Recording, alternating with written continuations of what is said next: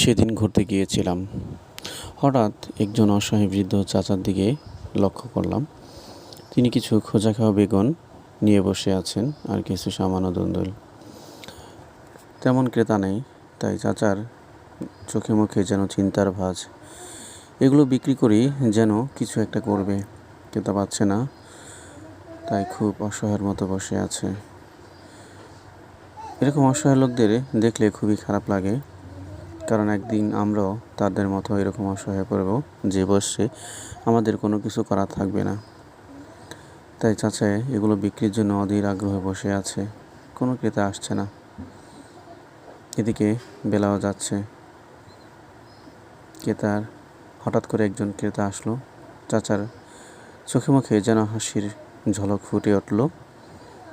সে তার ভালো বেগুন এবং খোঁজা খাওয়া বেগুনগুলো তাদেরকে দেখে এবং বলে দিলেন যেন এগুলো বিক্রি করে তার সমস্ত দায়ভার মেটাবে, অর্থাৎ অবশিষ্ট কিছু টাকা দিয়ে কী যেন করবে, আর না বিক্রি করলে চিন্তার ভাঁজ লেগে থাকে।